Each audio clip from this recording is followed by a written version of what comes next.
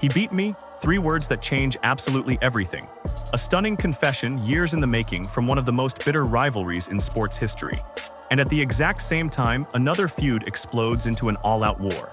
It's a war of words fueled by money, legacy, and pure, unfiltered hatred. We're watching one rivalry finally find peace, while a business dispute gets so personal it threatens to rip the combat sports world apart. 2 massive stories. One, a shocking admission. The other, an all-out verbal assault. In fighting, some rivalries are so intense, so personal, they define an entire era. They're built on real bad blood, unforgettable fights, and a hatred that feels like it will never, ever fade. But what happens when the whole story suddenly flips? What happens when an arch-nemesis finally admits defeat, not with a grudge, but with respect? And at that very same moment, what happens when another long-simmering feud between 2 of the most powerful men in the game explodes into a public spectacle of insults and accusations? This week, the fight game got rocked by 2 bombshells. The controversial and brilliant former light heavyweight king, Jon Jones, just got the one thing he's wanted for years: a definitive admission from his greatest rival, Daniel Cormier. Meanwhile, UFC President Dana White has unleashed one of the most blistering personal attacks of his entire career, and it's aimed squarely at boxing Hall of Famer and promoter Oscar de la Hoya. This feud is way beyond business now. It's personal. Tonight, we're breaking down the confession that closes one chapter and the tirade that has blown another one wide open. To really get how huge Daniel Cormier's recent words are, you have to understand the pure toxicity of his rivalry with Jon Jones. This was never just about a belt. It was about pure, raw hatred. It all started with a simple, almost throwaway comment backstage in 2010, when Jones casually told the former Olympic wrestler, "I bet you that I could take you down." For DC, that was the ultimate disrespect, and from that one little spark, a raging fire was born. Their hatred for each other became legendary. It gave us some of the most memorable and infamous moments in UFC history. It boiled over into a full-blown brawl at a press event in the MGM Grand Lobby, where they tumbled off the stage in a chaotic mess of flying fists. It was all captured on a hot mic, where Jones, thinking the cameras were off, threatened Cormier, saying, "I will literally kill you." The build-up to their first fight was just pure venom. They finally met at UFC 182 in 2015. Jones won a tough, unanimous decision, and he capped it off with a defiant crotch chop at the final bell. In the post-fight interview, Jones was ruthless. "I don't respect Daniel Cormier. I hope he's somewhere crying right now. I'm sure he is," he sneered. But the win was immediately clouded in controversy when it came out that Jones had tested positive for a cocaine metabolite before the fight. This just set the stage for an even bigger rematch at UFC 214 in 2017. By then, the roles had completely flipped. Jones had been stripped of his title for a hit-and-run, and Cormier was the champion. The story was simple. For DC to be seen as the real, undisputed king, he had to beat his demon. For 3 rounds, they went to war. Then, in a moment of brutal brilliance, Jones landed a perfect head kick that sent Cormier stumbling, and he finished the fight. It looked like the rivalry finally had its ending, but just weeks later, another bombshell. Jones failed another drug test, this time for the steroid turinabol. The win was overturned to a no contest, and the belt was handed back to Cormier. For years, this was the asterisk, the shield Cormier could always hold up. Sure, he was beaten, but was it a fair fight? The debate never ended, until now. On a recent ESPN appearance reflecting on Jones's career, Daniel Cormier finally put the controversy to bed, at least from his side. He talked about their second fight in Anaheim and delivered the words Jones had been waiting to hear for years. Cormier said, "I can tell you this without question, I beat Stipe Miocic. I became the Strikeforce heavyweight champion, UFC light heavyweight champion. I was never better than that time in Anaheim. That was the best I've ever been, and Jones beat me, and because of that, I will always respect him for his skills and what he did inside the octagon. In that 8-sided fence, there was no one like him. He beat me." Those 3 words cut through years of bitterness, controversy, and what-ifs. Cormier admitting that at the absolute peak of his powers on that night, Jon Jones was just the better man. Jones's reaction was surprisingly quiet and mature. He shared Cormier's comments on his Instagram story with just 2 words. "Rare W." It was a subtle but powerful nod to the weight of Cormier's admission. It was a sign of respect for the rival who, after years of war, finally gave him his due. This is a huge deal. For Jones, it's a kind of validation that no commission or drug test result could ever really give him.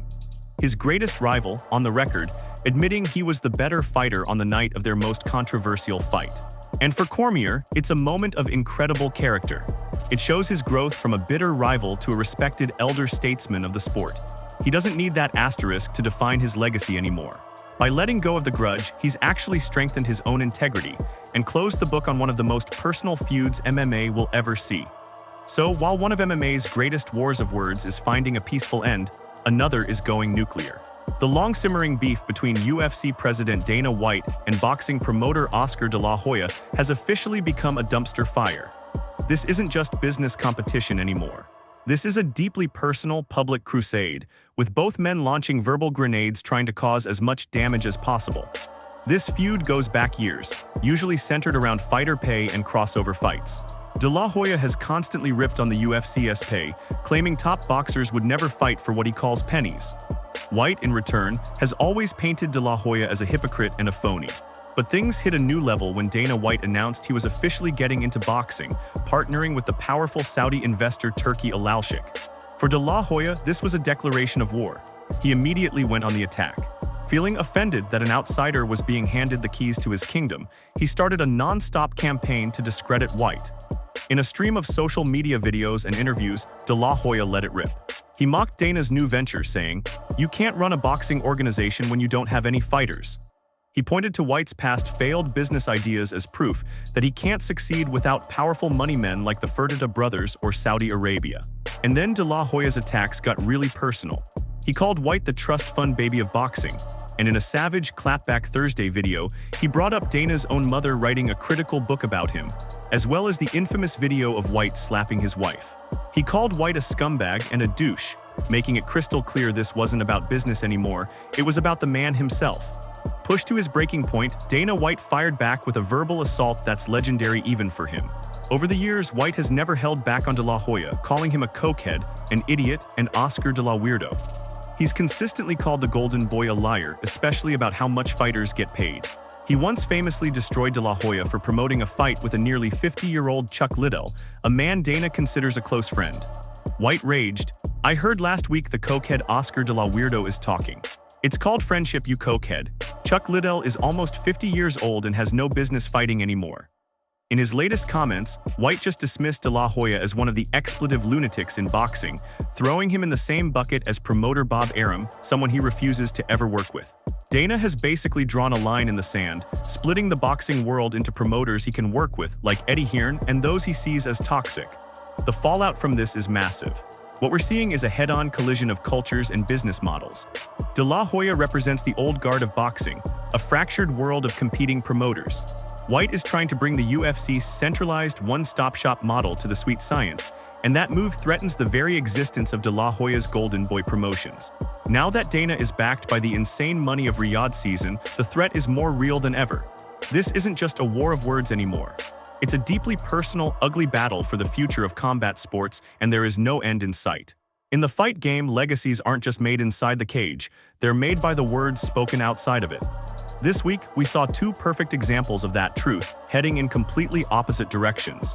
We saw a rivalry so bitter it defined a generation find a moment of unexpected grace, as Daniel Cormier finally gave John Jones the respect he was always denied. It was a perfect, and maybe final, chapter to their epic story. At the exact same time, we saw a business argument spiral into a personal blood feud, with Dana White and Oscar de la Hoya trading insults that have left the fight world spinning. It's a conflict that is raw, ugly, and points to a much bigger battle for the soul of boxing itself. From a quiet moment of earned respect to a loud, all-out declaration of war, these two stories prove that in the fight game, the battles for legacy and power are never really over. Which feud do you think is more important for the future of combat sports? The closure between Jones and Cormier, or the explosion between White and De La Hoya? Let us know what you think in the comments below.